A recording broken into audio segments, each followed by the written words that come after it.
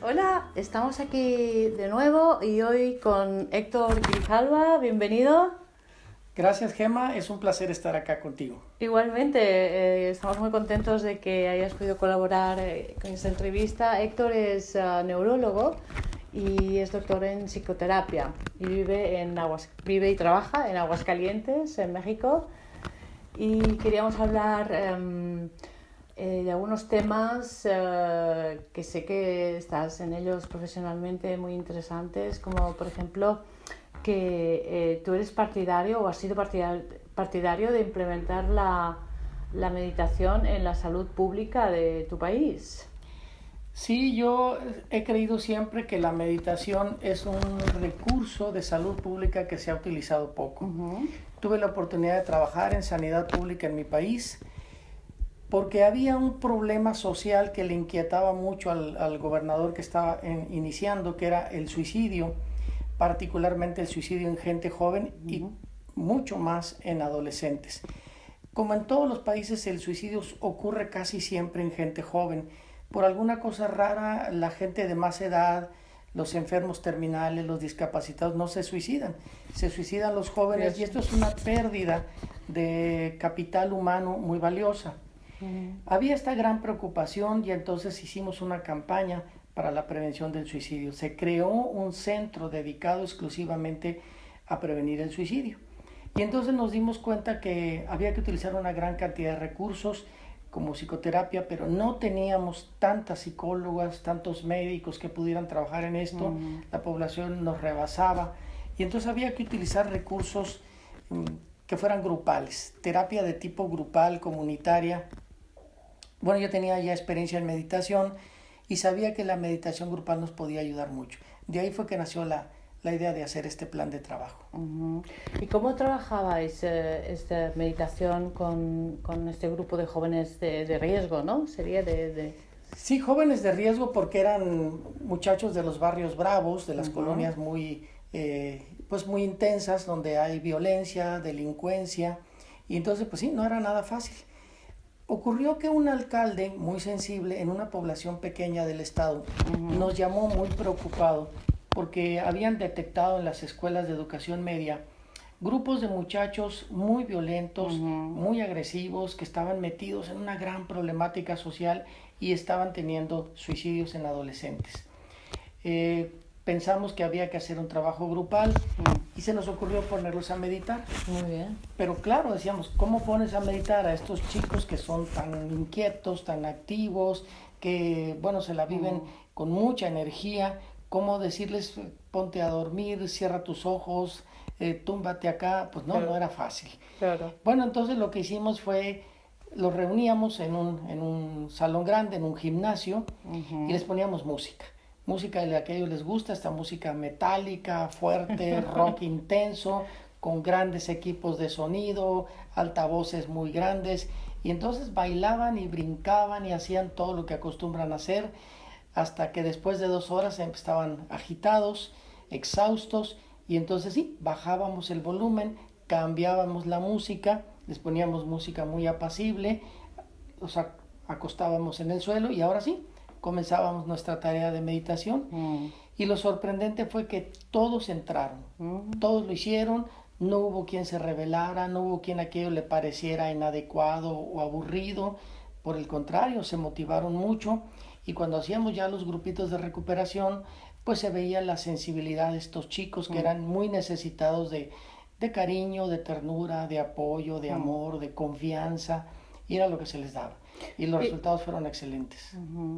Así como muy brevemente, Héctor, ¿cómo podríamos explicar a nivel cerebral lo que estaba pasando, ¿no? Neurológicamente, cómo iban de esa como hiperactividad, ¿no? O agitación que hablabas a un estado como mucho más tranquilo y poder llegar a un estado más de hacer insights, ¿no? De tomar conciencia o autoconciencia, ¿no? Por lo que dices después en la recuperación. Qué bueno que haces esta pregunta porque precisamente la idea de esto está basada en el mecanismo neurofisiológico. O sea, no es solamente una idea o no es una ocurrencia, tiene una base. Cuando un muchacho está viviendo en un ambiente violento, de una gran exigencia social, entre andarse defendiendo de los acosos sociales, entonces el cerebro entra en ritmos beta, que son ritmos muy acelerados, muy aumentados. ¿Qué hacíamos nosotros? Con esa música entrábamos al ritmo que el muchacho ya traía, entrábamos en ritmos beta. Y luego incluso al estar bailando y estar saltando con aquella música tan intensa, se entraba en ritmos todavía superiores, diríamos en hiperbeta, y lo llevábamos a que el cerebro entrara en fatiga. Cuando ya considerábamos que el muchacho empezaba a dar muestras de cansancio físico, es que el cerebro también estaba comenzando a disminuir su frecuencia cerebral. Poníamos la música, que por lo general era música clásica, y entonces esos son ritmos alfa, y de alfa bajábamos a teta. Y entonces naturalmente el ritmo teta produce automáticamente una relajación muscular y es casi un inductor del sueño, y es el momento en el que el cerebro está más receptivo para un mensaje optimista, conciliador, relajante, tranquilizante, motivador. Bueno. Entonces era un mecanismo cerebral. Se hacía un trabajo de inducción cerebral. Perfecto, muy interesante. Héctor, sé que eres practicante de la meditación azteca. No sé si es esta la meditación que comentabas hace un momento que hicisteis como este programa, ¿no?, para jóvenes con riesgo de suicidio o de entornos violentos. Pero centrándonos más en la meditación azteca, ¿qué es característico de la meditación azteca? ¿En qué se diferencia, por ejemplo, de otras meditaciones, no sé, ¿no?, la vipassana o la meditación zen? ¿Qué sería lo característico? Sí, tradicionalmente cualquier persona cuando escucha la palabra meditación se conecta con culturas asiáticas. Sí. Y hay mucha gente que medita sin conocer la filosofía que hay detrás de ello. En el caso de la meditación azteca, pues hay una filosofía muy profunda que es poco conocida, que tiene como base, se podríamos decir, dos grandes principios. Uno de ellos, el hombre es el centro, el punto de unión de dos grandes universos, el universo exterior y el universo interior, y el hombre está justo en el punto medio. Ese es uno de ellos. Y lo otro es, el hombre vive totalmente integrado al entorno, a la naturaleza, es parte de una naturaleza. Es un ser vivo, como ser vivo es el animal, la planta y también los elementos minerales y elementos de la naturaleza como el viento, el fuego, el agua, la lluvia, son seres vivos. Entonces se les considera seres vivos a la roca, al agua, al fuego, y entonces se vive en un constante estar en contacto con la vida. Ese es quizás el principio fundamental. Como los animistas, ¿no? Quizás. Así es. Tiene mucho de animismo porque, por ejemplo, los aztecas, antes de cortar la roca de una montaña para hacer un templo, le pedían permiso a la montaña. Qué bonito. Le pedían permiso al árbol para cortarlo, para hacer cualquier objeto de madera. Y por supuesto vivían siempre en consonancia con los animales y con los seres humanos, pues por supuesto, ¿no? Y lo otro era, si el universo exterior está formado, funciona y tiene un equilibrio perfecto, yo no tengo por qué interferir.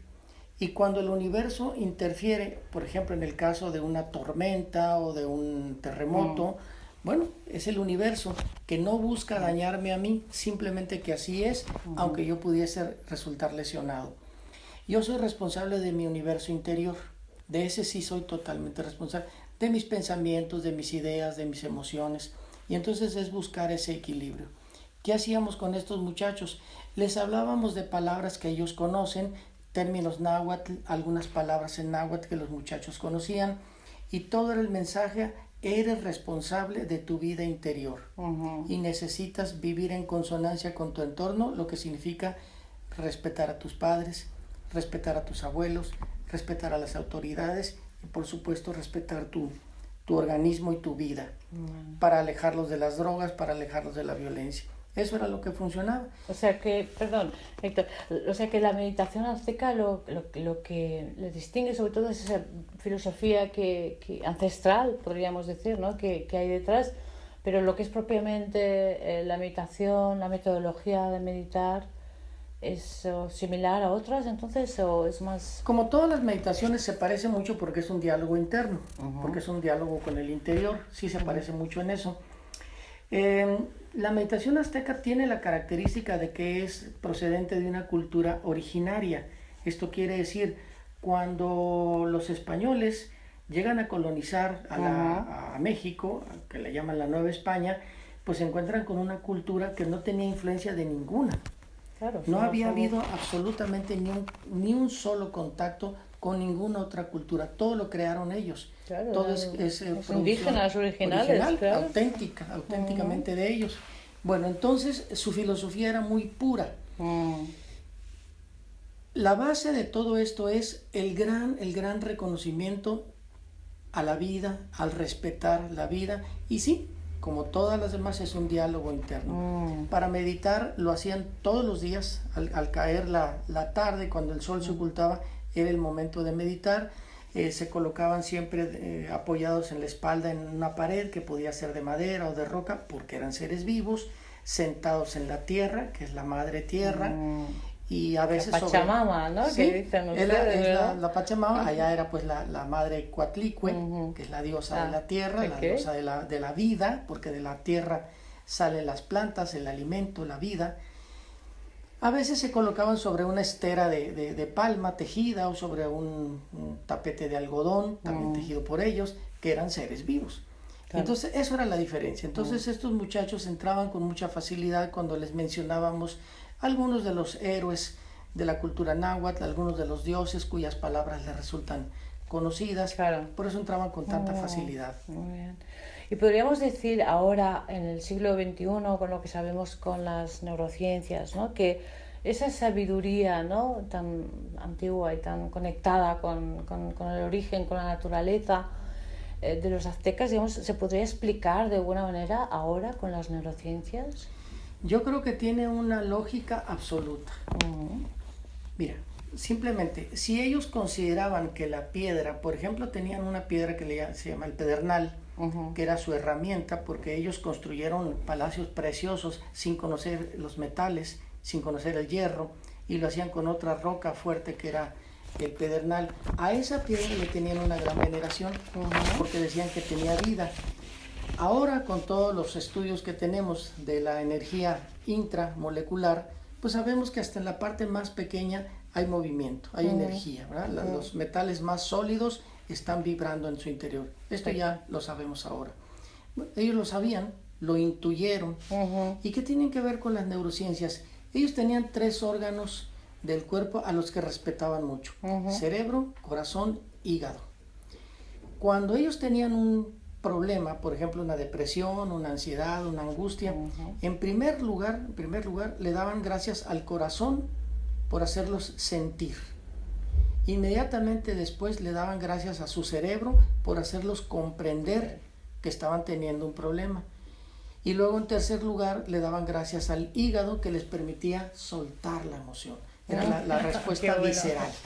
Entonces esos 3 órganos eran respetadísimos, lo que quiere decir que el concepto neurocientífico de la conexión visceral, emocional, intelectual, lo tenían claro. Sí, ahora lo sabemos que tenemos neuronas, ¿verdad? En el estómago, en el corazón. Ahora esto que ya se sabe, que el corazón es el centro electromagnético más importante, que el cerebro es el que produce la electricidad, sí, pero el centro difusor de los campos electromagnéticos es el corazón, y para ellos el corazón era fundamental, era un órgano extraordinariamente venerado, tanto que la palabra corazón, que en náhuatl se dice yolotl, significaba al mismo tiempo corazón y vida. Era el centro de la vida. Y la palabra que utilizaban para cerebro significaba ente superior. Entonces, bueno, tenían una lógica muy neurocientífica, diríamos. Sí, de esta manera, es cierto, muy bien. Cambiando un poquito de tema, sí que también has realizado estudios sobre un tema que no nos deja de chocar, al menos aquí en nuestra cultura, que es sobre las mujeres asesinas, ¿no? Porque, claro, normalmente piensas que la mujer es menos violenta que el hombre, o que es más pro diálogo, más, ¿no? pro vida, ¿no? Al fin y al cabo la vida viene de la mujer, del hombre colabora, ¿no? Pero entonces no deja de chocar, ¿no? Esta idea de mujeres asesinas. ¿Y de qué iba este estudio? Y Pues iba precisamente a comprobar lo que acabas de decir. Esta idea que tenemos de que la mujer es más tranquila, más apacible, menos violenta. Sí. Porque entonces se puso de moda una serie de televisión que se llamaba así, Mujeres Asesinas. Y bueno, ¿Qué épocas? ¿De qué años estamos? Estamos hablando de aproximadamente ahora unos 5 o 6 años. Okay. Entonces se puso en moda esta serie de televisión en la que pues, era una serie muy bien filmada, con actrices muy guapas, que cometían asesinatos y bueno, la serie tuvo mucha fama. Entonces yo me pregunté, bueno, ¿será verdad que existen las mujeres asesinas? Y no era más que ir a la prisión y preguntar, ¿cuántas mujeres están aquí internadas por homicidio? Sí. Porque hayan matado un hombre. 5, había 5. Entonces fuimos a la cárcel de hombres, ¿cuántos hombres hay aquí que estén internados porque hayan asesinado a una mujer? Había 50. Entonces ahí hay una desproporción. Entonces son muchos más los hombres que están en prisión por haber asesinado a una mujer que mujeres por haber matado a un hombre. 10 veces más, 10 veces más, ni más ni menos. Entonces hicimos un estudio con esas 5 mujeres. Era fácil, eran pocas. Entonces hicimos un estudio muy, muy profundo, muy serio de las personalidades y del hecho en sí, por qué habían matado a esas personas. Las 5 personas habían asesinado a sus parejas. O sea, no eran asesinatos por robo, por asalto, por otro tipo de... pasionales, o sea, ¿no? Todos eran pasionales. Vale. Todos eran con la pareja y todas ellas, las 5, eran víctimas de violencia. O sea, ya eran mujeres violentadas, ya eran mujeres que habían sido muy vulnerables, habían sido muy agredidas por su pareja y en un momento de desesperación. Las 5 cometieron el homicidio encontrándose intoxicadas, con alcohol o con drogas o con las dos. Vale. Entonces, ya esto nos da una idea. Confirma que efectivamente la mujer es muchísimo menos violenta que el hombre, que no lo trae en su naturaleza o en el género, vamos a decir así. Se tienen que dar casos muy extremos para que la mujer llegue a ese grado. No incluimos aquí a las mujeres que asesinan a sus bebés después del parto, claro, no, que es otra es otra cosa, porque es hay más mecanismos diferentes, sí. hay factores sociales muy poderosos, Sí. pero estos eran homicidios claros, sí. y habían sido cometidos en estados de intoxicación contra su propio violentadores. agresor, igual Sí, un poco en agresores. defensa Se puede llamar propia, una defensa propia tardía, podríamos llamarle Vale, así. sí, porque ya han sido reiteradamente violentadas. Y justo en el momento en el que estaban siendo agredidas, en un acto de defensa, de desesperación, pues ahí cometían el asesinato. Y así fue. Entonces para mí fue muy, muy demostrativo, fue muy revelador, que confirma la idea que tú habías expuesto al principio. Efectivamente, la mujer no es la más violenta. Bueno, esperamos que los hombres violentos la meditación les pueda ayudar también, ¿no? O sea, creemos en eso, ¿verdad? Por eso nos dedicamos a lo que nos dedicamos. Las cárceles, en la mayoría de los países americanos al menos, se llaman ahora centros de readaptación social o centros de rehabilitación social. Sí, se persigue la reinserción, ¿no? Sí, lo que se busca es la reinserción. Lamentablemente, en mi experiencia, no solamente en México, sino en otros países latinoamericanos, porque tenemos la fortuna de conocer personas que lo hacen en otros países, ha sido que la readaptación o la rehabilitación prácticamente no existe. O sea, lo que existe es un enclaustramiento. Al hombre se le retiene, se le encierra y ya está. ¿Dónde está la readaptación real? Yo no la he visto. Me parece no hay muy programas, pobre. yo pensaba que sí que habías tú hecho Sí, un programa también con presos. Sí hay programas. Yo no he tenido oportunidad de hacer programas de meditación. Vale. Yo no he trabajado con las cárceles. He tenido contactos, hice esta investigación.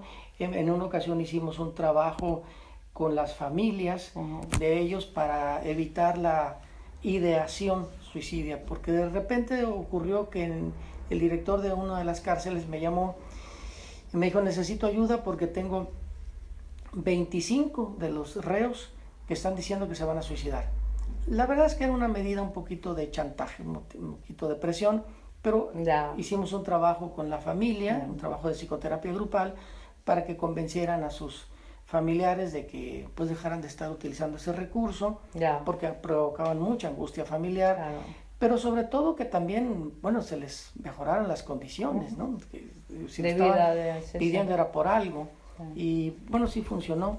pero yo creo que hace falta una rehabilitación más profunda, más a fondo en las penitenciarías. Y una cosa, Héctor, sé que hablas de los virus mentales. Eso me hace mucha gracia esta terminología. ¿Qué son los virus mentales? Es un trabajo que comenzamos a hacer hace mucho tiempo, lo hemos presentado ya en algunos congresos. El virus es una partícula que tiene vida sin ser una célula. Las células más pequeñas que conocemos son los parásitos y luego las bacterias, y luego siguen los virus, que no son células, son cadenas de aminoácidos, pero tienen vida y pueden ser letales, ¿no? Bien, el problema con el virus es que siendo una cadenita de ADN, se puede meter a la célula.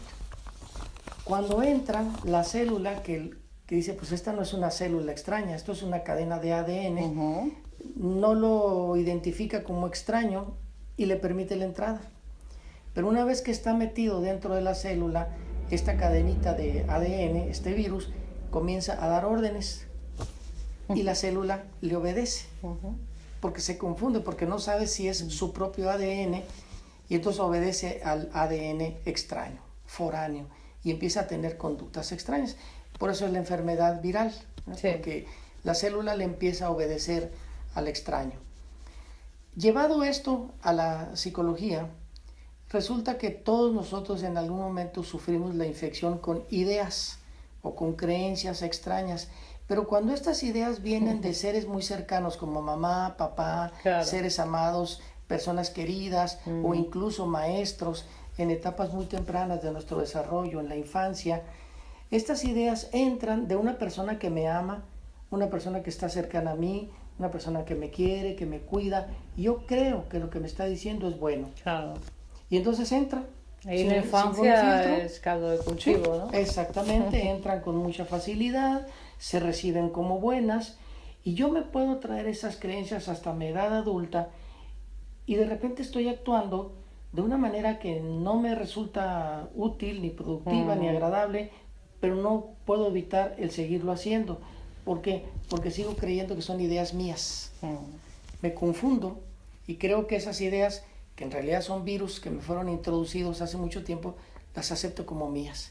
Entonces empiezo a tener conductas destructivas, lesivas, que me pueden hacer daño, y no las reconozco. ¿Serán virus, digamos, cuando sean creencias o ideas que no me facilitan la vida, digamos, ¿no? Sino que vienen al contrario, me boicotean o ¿no? Es lo que se llama las creencias limitantes, las creencias frustrantes, las creencias desinformantes, sí, y que me crean confusión, malestar, pero son esas conductas que todos tenemos, que las hacemos y las repetimos y las volvemos a hacer. Y digo, pero ¿por qué lo sigo haciendo? ¿Qué me pasa? Hasta que no somos conscientes no podemos cambiarlo, ¿no? Así es, porque no estamos conscientes de que estamos repitiendo o, yo diría, obedeciendo una orden que no es mía. Entonces, en un trabajo de psicoterapia, un trabajo de fondo, sí, se identifica en qué momento entró ese virus mental y se desactiva. Sí, que también practicas la hipnosis ericksoniana, ¿verdad, Héctor? Y que has publicado un libro hace mucho que se llama Senderos de la Mente. A mí la hipnosis siempre me produjo mucha atracción. Creí que la hipnosis era una herramienta de trabajo del psicólogo exclusivamente, no del médico. Porque yo veía tradicionalmente era así. Sí, tradicionalmente era así, aunque después decía, pero si Freud fue el que lo inició y Freud era médico, psiquiatra, y él lo aprendió de Charcot, que era médico. De hecho, Charcot es el primer neurólogo reconocido en la historia. Y entonces, ¿por qué yo no lo tengo? Bueno, entonces se dio la oportunidad que en una universidad que estábamos iniciando, el primer curso que tuvimos la oportunidad de implementar fue una especialidad en hipnosis ericksoniana. Me gustó mucho. Me gustó porque la hipnosis de Milton Erickson pues tiene grandes ventajas, es una muy clínica, muy dirigida hacia la práctica. Y entonces ahí me di cuenta otra vez de que muchos de mis colegas médicos se mostraban resistentes. Que me preguntaban, ¿yo por qué estaba haciendo hipnosis? Sí. Si tú eres un médico, atiendes a tus pacientes, ¿por qué la hipnosis? Y él decía, es que ustedes no se han dado cuenta de lo útil que puede ser. Sí. Entonces, creí yo que era una buena tarea ayudarles a mis amigos médicos a que aprendieran que la hipnosis es un recurso terapéutico muy útil que se complementa perfectamente bien con la práctica de la medicina. Y entonces este libro que mencionas se llama Senderos de la Mente, se llama así, el subtítulo es Manual de Hipnosis para Profesionales de la Salud. Que incluye médicos. Va muy dirigido a profesionales de la salud. A profesionales de la salud lo puede utilizar prácticamente cualquiera, incluso se puede utilizar en casa con cierta dirección, pero está dirigido y son ejercicios de hipnosis a resolver problemas muy, muy específicos, problemas muy prácticos, incluyendo algunos dolores. Sí, me gustaría llevarlo esto a la parte neurocientífica. Ya sabes que estamos en este canal de neurociencias, de por qué puede ser tan efectiva, ¿no? Esta hipnosis ericksoniana de la que estamos hablando. Estamos hablando de que damos mensajes hacia las vías bajas del cerebro. ¿Podríamos explicar esto un poquitín? Sí, como no, claro, porque esa es la parte más interesante de esto. ¿En qué consiste la hipnosis? ¿Cuál es la hipnosis? La hipnosis es un sueño inducido que no llega a los niveles profundos del dormir, sino que lo que produce es el estado intermedio en el cual no se desconecta la conciencia. O sea, el sistema activador reticular ascendente, estamos hablando a nivel de mesencéfalo, deja de estimular la corteza, la parte superior, que es el área de la conciencia. Pero lo que sigue funcionando es, como tú acabas de mencionar, del mesencéfalo hacia abajo, o sea, todas las funciones viscerales que se reducen considerablemente, como en el caso del sueño. ¿Para qué se hace esto? Porque ante una consulta, ante un abordaje de un problema, todas las personas invariablemente oponemos una resistencia. Y la resistencia es contractura muscular, taquicardia, son respuestas viscerales. Al hacer esto, entonces la persona entra en una paz, en una tranquilidad visceral, podríamos decir, el sistema nervioso autónomo se bate hacia niveles funcionales mínimos y entonces no hay resistencia. Bajamos se baja la resistencia. Y las ondas cerebrales de las que hablabas antes, ¿verdad? Naturalmente, la persona no está dormida, o sea, no está en ondas delta, pero está en ondas teta. Esta es una somnolencia, podríamos decir, está en un alfa bajito, teta, y entonces no hay resistencia. Cualquier indicación, sugerencia, entra suavecita, porque también el terapeuta pues tiene que utilizar ciertos recursos. ¿Cuál es la herramienta hipnótica por excelencia? La voz. Y entonces la voz es llevar una tona calmado, suave, que es en ondas teta. Y así es como entra la información. Entonces no hay invento, no hay fantasía, no hay magia. Todo es neurofisiológicamente explicado, todo tiene una razón de ser. Y naturalmente la gran responsabilidad que tiene el hipnoterapeuta en estos casos es de inducir ideas sanadoras, por supuesto, aliviadoras, tranquilizadoras, conociendo la problemática del paciente. Siempre dirigido a que sea el cerebro de la persona quien haga el cambio. Claro, que se pueda aceptar, ¿no? Que sí, no vaya en contra de... Sí, que no choque contra sus ideas. Por supuesto, hay una gran cantidad de fantasías y mitos respecto a la hipnoterapia que nosotros constantemente estamos rebatiendo. No se le puede obligar a una persona a que haga algo que vaya en contra de su moral o de su conciencia. Eso no sucede nunca. Exacto. La persona tiene claramente establecidos sus valores y nunca se puede atentar contra eso. No se lograría aunque se intentara. Qué fantástico, pues también que lo podáis llevar esto al profesional de la salud y no solo pues en contextos más psicoterapéuticos, como diríamos. En cualquier caso, pues Senderos de la Mente, nos lo vamos a mirar este libro con mucho cariño. Bien. Y Héctor, muchísimas gracias por estar con nosotros hoy.